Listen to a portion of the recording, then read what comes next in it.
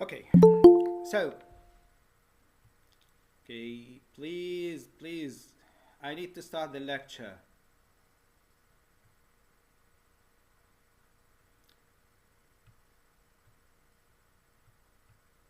Okay, so in today's lecture, we're going to speak about different things. Okay, first of all, we're going to start with the uh, categories of adverbial. Of course, now, last lecture we talked about the basic units of the English sentence. Okay, one of them is the adverbial. Later we will speak about types of sentence structure, and unfortunately we don't have time to speak about element realization type today, so I'm going to delete it. So we will start with the difference between adverbs and adverbials. We hear that the sentence should be comprises or should contain an adverbial, but we need to differentiate between adverbs and adverbials. They are similar, but they are not the same. Okay, do you understand me? They are similar, but they are not the same.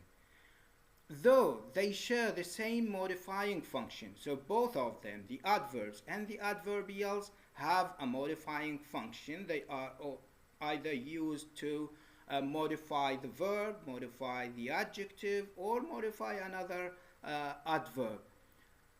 Though they share the same modifying function, their characters are different. An adverbial is a sentence element or functional category. So it is the adverbial is a sentence element, or it is in functional and structural terms it is called a functional category. It is a part of a sentence that performs a certain function. An adverb, on the other hand, is a type of word. So it is a type of word or part of a speech. We can say that an adverb may serve as an adverbial. So one of the realizations of the adverbial is the adverb, the part of a speech. But the adverbial is not necessarily an adverb. So the adverbial could be a preposition plus a noun phrase, or could be a noun phrase, or could be a clause as well. So the adverbial share the modifying function with the adverb. However, the realizations of the adverbial are quite different from the realization of the adverb. The adverb is, one word that has a modifying function, whereas the adverbial, it could be one word as an adverb, it could be a phrase as a noun phrase, it could be a prepositional phrase which is composed of a preposition plus a noun phrase, or it could be a clause as well. So the adverb may serve as an adverbial, but the adverbial is not necessarily an adverb.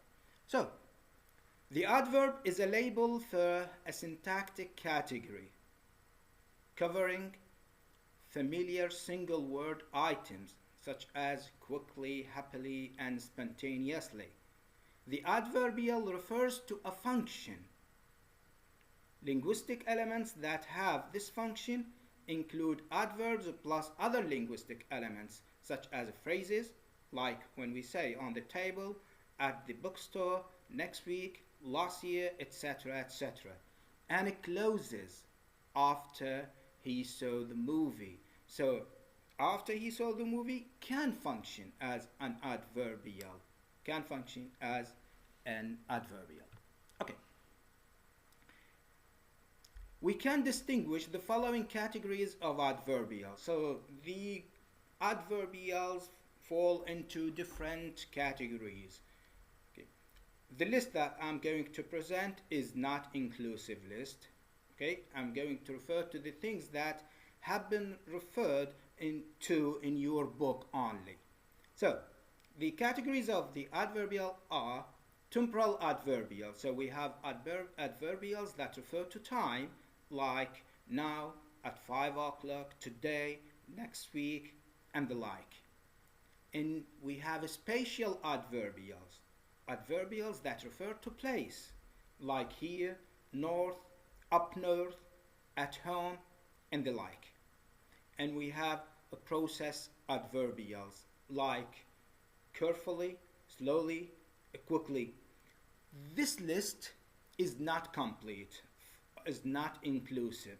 So we have some other categories of adverbials like manner adverbials, degree adverbials, and frequency adverbials. Okay, now these haven't been referred to in your book, so that's why I neglected referring to them. Okay, adverbials are very free in their placement. So they are mobile. You can place them, different positions within the sentence. That's why we say they are mobile. They can be placed in different places. So they appear in different positions in the sentence, okay? Not just the sentence final position. So we usually think of adverbials as being placed at the final sentence position. However, this is not the only position that they occupy. So these are the positions that the adverbials may occupy. Of course, these the following piece of information is not found in your book, but I felt that you need to know about it, so that's why I posted in the lecture today. So the places of the adverbial can be in the sentence initial position. So we start the sentence with the adverbial, like for what I say, yesterday I ran a marathon. So yesterday is the adverbial. It is temporal adverbial, which is placed at the beginning of the sentence. Sentence final. Okay, so could be placed at the sentence final position, like when I say, I ran a marathon yesterday. The third position, preverbal. So it is placed before the verb. It is placed before the verb. So like when I say, I always run well in the heat. So always. Always is the adverb that is placed before the verb run. The fourth position, post-verbal, which means after the verb. We place the adverbial after the verb. This is especially when we talk about, processes. When we talk about processes, usually the adverb of a process is placed after the verb. So like when I say, I handed the baton quickly to the next runner. So you see, quickly. I handed the baton quickly to the next runner. So it is after the verb. Now it could be after the verb immediately, or it could be, after the object. Okay, in both ways it is after the verb. In both ways it is after the verb. So I can say, I handed the baton quickly, so it is after the object. In both ways it is considered as being post-verbal. Now the final position in which that the adverbial can occupy is with the verb group. Okay, with the verb group. So it is in between the auxiliary verb and the main verb. It is placed in between the auxiliary verb and the main verb, like when I say, I have never won a race. So never is the adverbial, which is placed between the auxiliary verb have and the main verb win. Okay, so these are the 5 positions that the adverbial may occupy within the sentence. Okay, adverbs, as I said, are mobile, so sometimes you can use the same adverbial in different positions. Types of sentence structure. Now, we're going to move to speak about types of sentence structure. Now, what sentence structures do we have? What possibilities do we have for the sentence structure? But before we go through speaking about the different types of sentence structure, I want to speak about the central and auxiliary elements of the clause.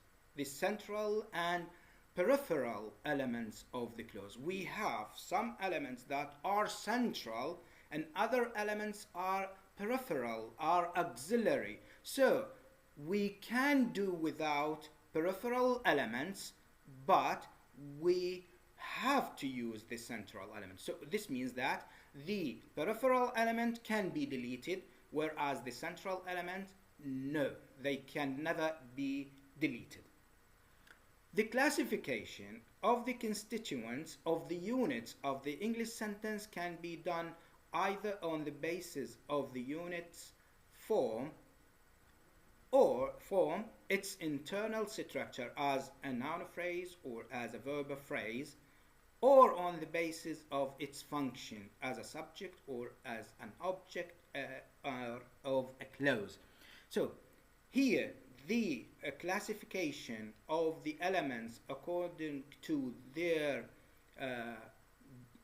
being central or peripheral is done according to the function. So we are not going to refer to the form, we are going to refer to the function. So the classification of the sentence elements into central and peripheral elements, it is done according to function. By function is meant a unit's privilege of occurrence in terms of its position, mobility, and optionality. So the occurrence of that element, is it in terms of position, in terms of its position? So this is in terms of the position, this is a subject. In terms of the position, this is the verb. This is the object, this is the complement, and this is the adverbial. Or according to their mobility, whether they can be placed in different places or not.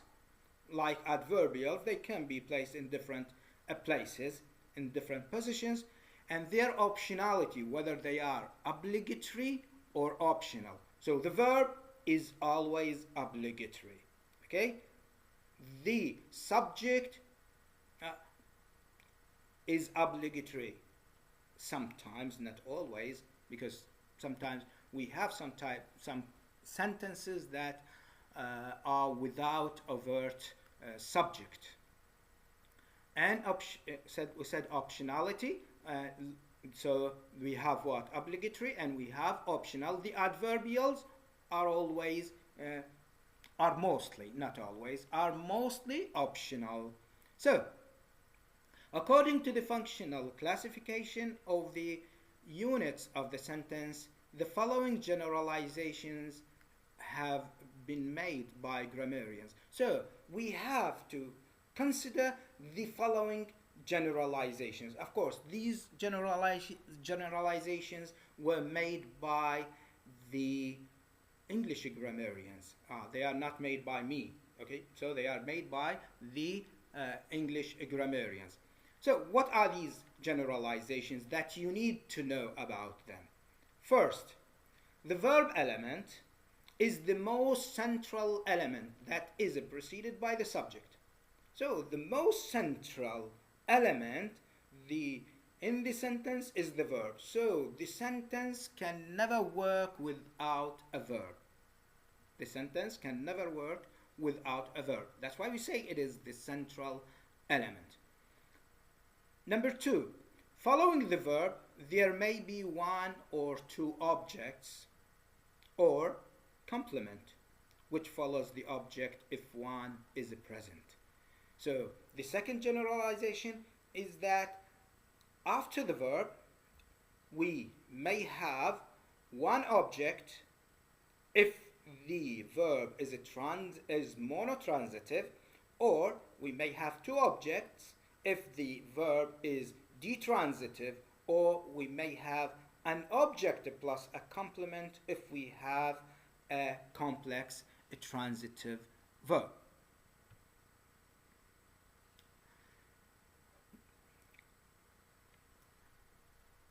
Number 3, the most peripheral element is the adverbial. So the most auxiliary element is the adverbial, which can occur either initially, as we said earlier, they can occur initially in front of the subject, or finally after the verb, or in some other places, and after the object or the complement. Okay, many adverbials, however, may also occur. So this means that we could have more than one adverbial at a time within the sentence. So the sequence of adverbials, or the number of adverbials within the sentence, is not limited. Or we can have more than one adverbial. So they may also occur, adverbials, they may also occur medially, okay? So in the sentence middle position. Okay. Number 4, a clause may contain a varied number of final adverbials. In the sentence final position, as I said, we can have a number of final adverbials. Now, what does this distinction, what does the distinction of central and peripheral elements help us to do? And how can we illustrate this distinction between the central and the peripheral elements? We can do it this way. So the distinction between center and peripheral elements can be illustrated in the following way. Let's take, for example, the most central element in the sentence, which is the verb. The verb is the most central element, as you know, in the sentence. So if we take the verb, for example, now its position is normally medial than initial or final. So the position of the verb is normally medial in the sentence rather than initial or final. The verb may, in certain cases, may occur, in the final position. It may occur in the initial position. So like, for example, in the imperative sentences, in the commands, the first element in the sentence is the verb. Like when we say, for example, jump. So jump, it is a verb. It occurs in the sentence final position, initial position. So it occurs initially. But the normal, we talk about the normal position of the adverbial is the medial sentence position. It is normally obligatory. So normally the verb is obligatory. Normally you can never find a sentence without a verb. You can never have a sentence without a verb. We can have a clause without a verb.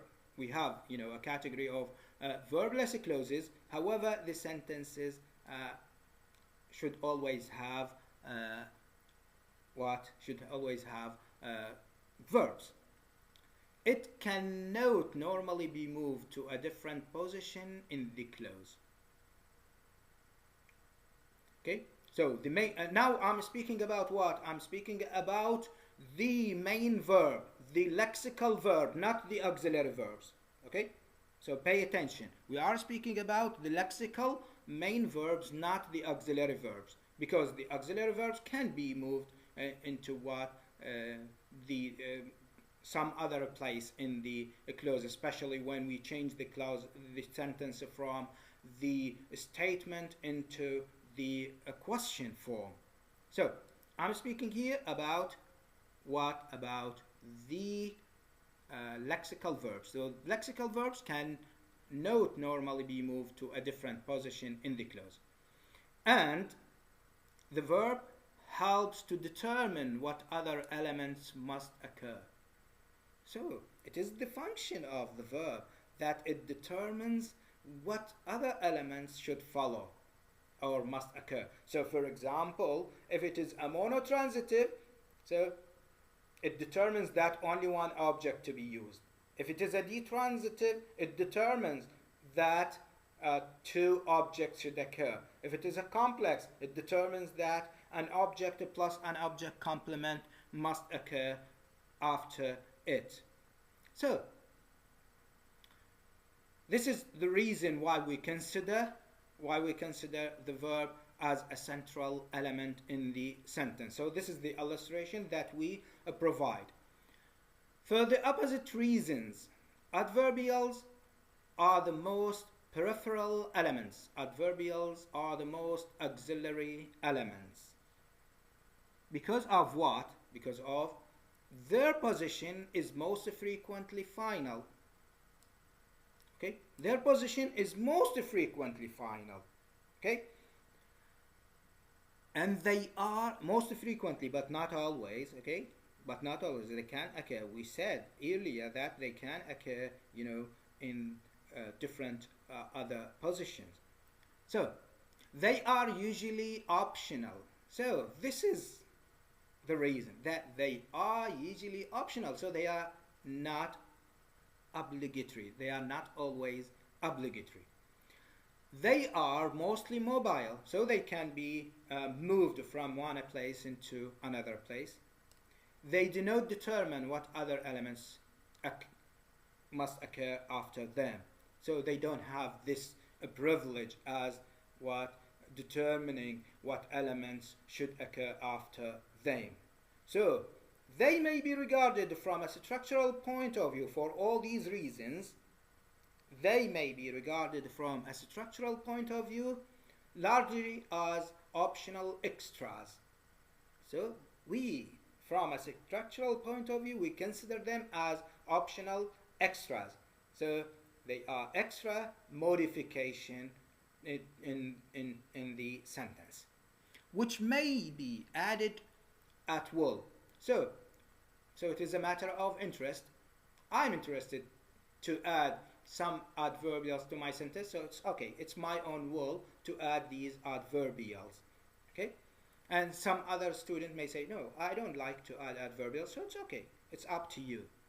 So that it is not possible to give an exact limit to the number of adverbials a clause may contain. So for this reason, it is not possible. We cannot put a limit for the number of adverbials that the clause may contain. We may have a very long string of adverbials within the sentence. Okay.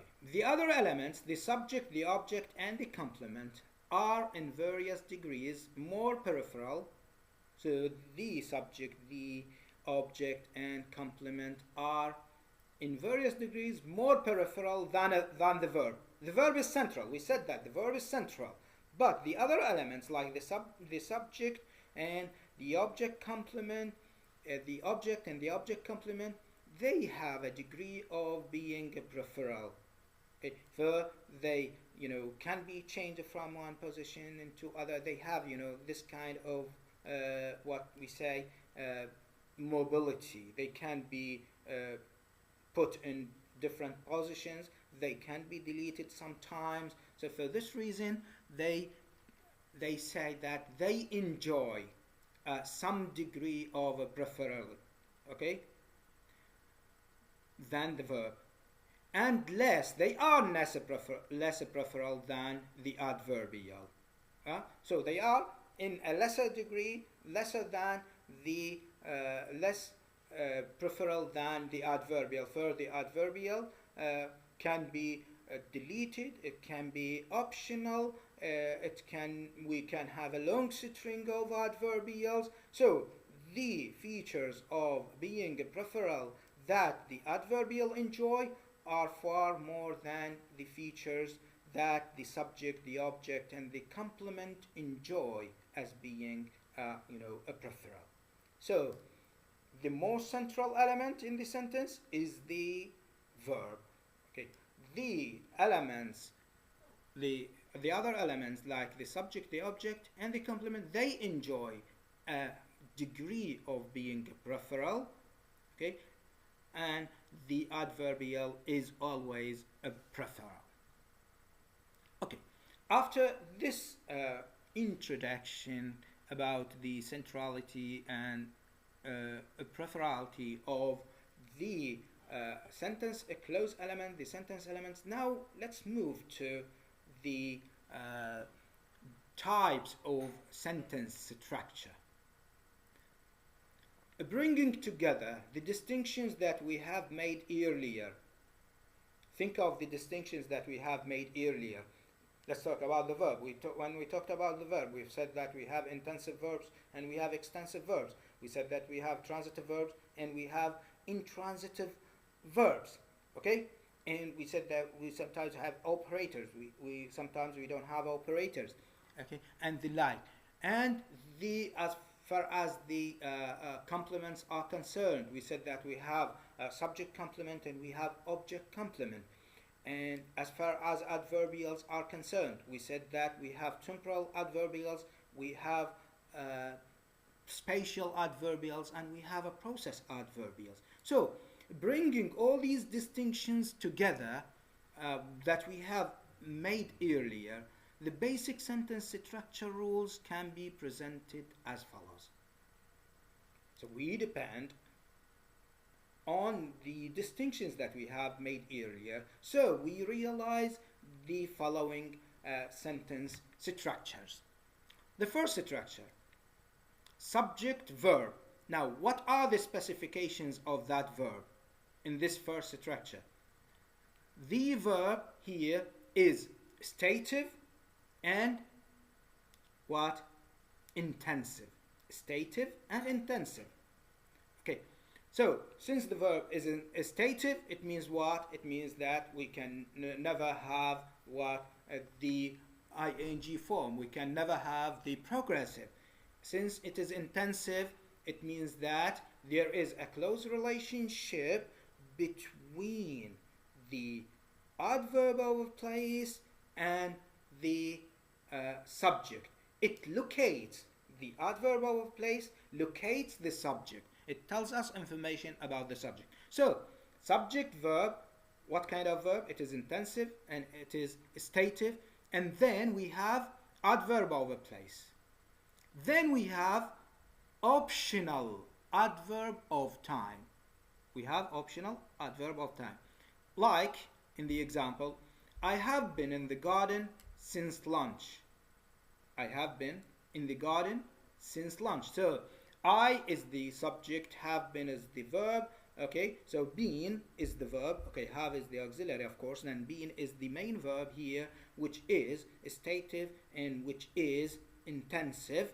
Okay, and then we have the adverb of a place, which is obligatory element here, and then we have the adverb of time, the adverbial of time, which is since lunch, which is optional. Here it is optional. So I can say this sentence, I have been in the garden and I stop. So the sentence is still grammatical and it still have a complete thought. Second, subject verb. What kind of verb it is? It is again, it is a stative and it is intensive. And then we have a complement of subject. After the complement of subject, we have two adverbials, two optional adverbials, the place adverbial and the time adverbial. Like when we say, my brother is a pathologist at a public hospital now.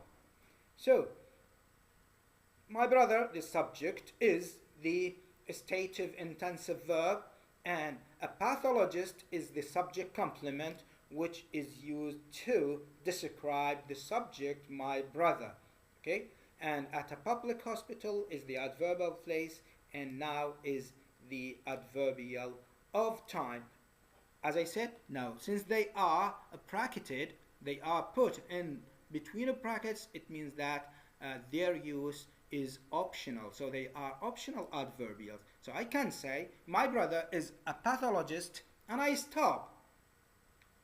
So still I'm conveying a grammatical sentence with a complete thought. Number 3, sentence verb. Now, what are the specifications of the verb? We have stative verb and extensive and transitive. So it has 3 specifications. It is stative, which means that we cannot use it in the progressive tenses, and it is extensive, which means that there is no close semantic relationships between the object and the verb or the subject. And we have a direct object, OD. It means a direct object, object direct.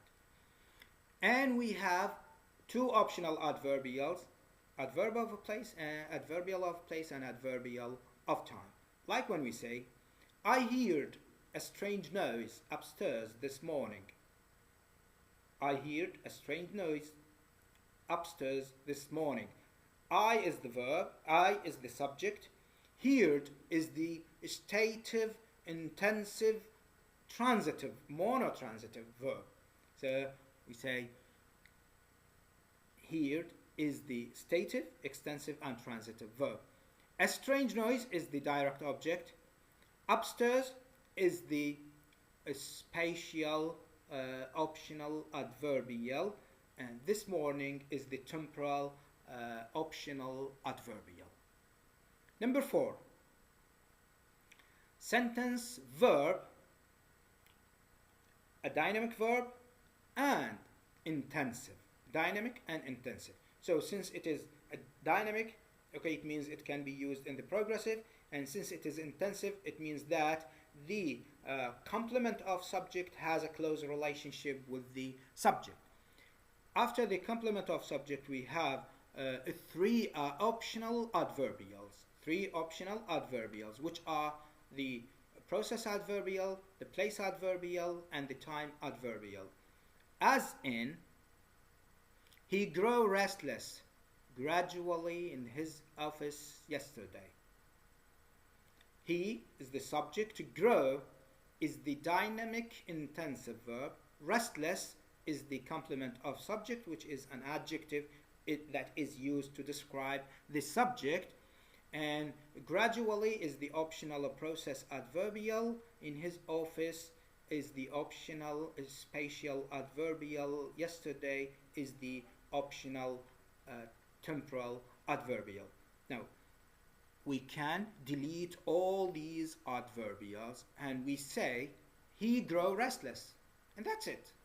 Still, the sentence is grammatical with a complete thought. But if you decide to modify it, to add extra information, so you can add these adverbials.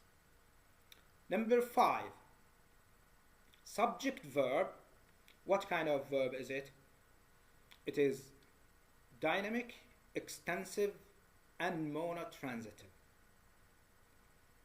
A direct object and 3 optional adverbials, process, place, and time.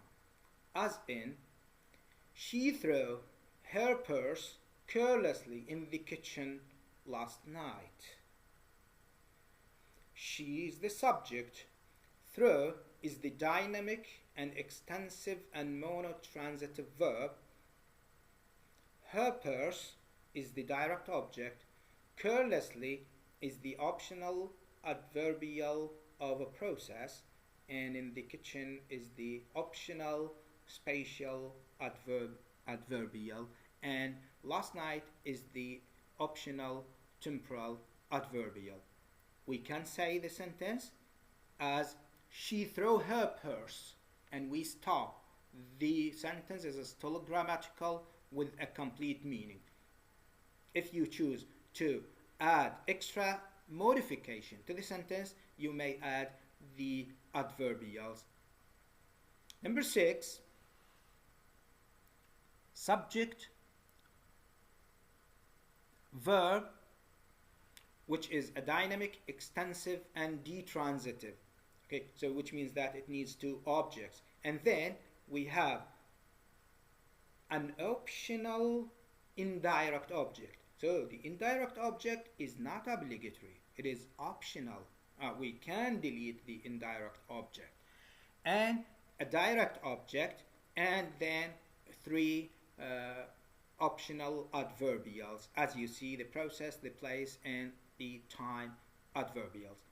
Like when we say, he paid them some money unwillingly in his office this morning. He is the subject, paid is the dynamic, extensive, and detransitive verb, them is the indirect object, which is optional, and some money is the direct object, unwillingly the optional process adverbial, in his office the optional spatial adverbial, and this morning is the optional temporal adverbial. Now, can we delete the adverbials? Of course we can delete the adverbials, okay, and we just say he paid some money, or we say he paid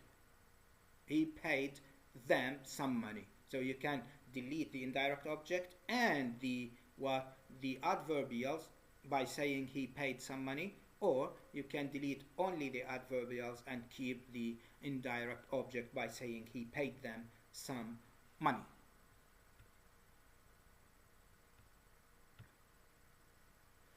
Number 7. Structure number 7 is composed of the subject and the verb. What kind of verb? It is dynamic and extensive and complex transitive. So this means that the verb can be used in the progressive tenses. The verb should have an object, should be followed by an object and a complement of an object. So after the verb we have a direct object and then a complement of the object, and we can have also three optional adverbials: the process, the place, and the time adverbials. Like when we say, they elected Biden president willingly in the USA last month. They is the subject, elected is the dynamic, extensive, and complex transitive verb, Biden is the direct object, president is the object complement, willingly is the process optional adverbial, in the US is the optional spatial adverbial, and last month is the optional temporal adverbial. Number 8. Subject verb. The verb is dynamic, extensive, and intransitive. Okay, so dynamic, it means that it can be used in the progressive tenses, and extensive and intransitive. It means what? It does not need an object. Then it is followed by three optional adverbials. Like when we say, someone was laughing loudly in the next room when we left. So someone is the subject, was laughing, okay, was is the auxiliary verb, and laughing is the main verb, which is dynamic, extensive, and intransitive, and loudly in the next room when we left are the optional adverbials. We can say the sentence by deleting all these adverbials. So by saying what? By saying someone was laughing, and we stop. The sentence is still grammatical and has a complete thought. Okay, so this concludes our lecture today. Now, your assignment, I want each one of you to write 2 sentences about each structure.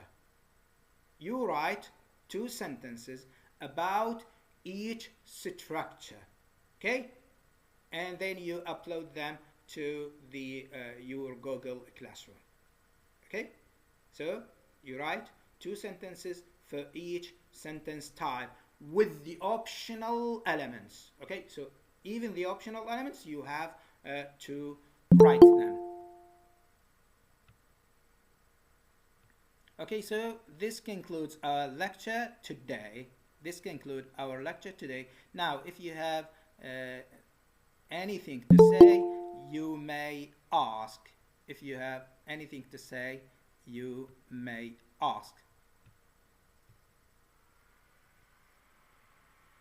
Yes, please. Any question? Please, if you have any question, you may ask.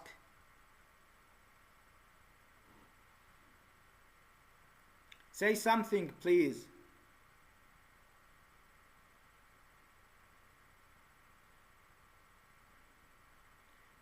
Okay, Miriam, you don't have any question. I don't have any question. Thank you for today's lecture. Okay, thank you, Miriam. Marwa Ghalib. It's clear. Well, I'm glad to hear that it is clear. Of course, now I recorded the lecture and I'm going to upload it to my YouTube channel so that you can view it, you can watch it later. Okay, so thank you all for attending the lecture, and I hope you all the best of luck. And don't forget your assignment. Okay, don't forget your assignment. Okay, thank you. I'm going to leave the Google platform. Goodbye and enjoy your time.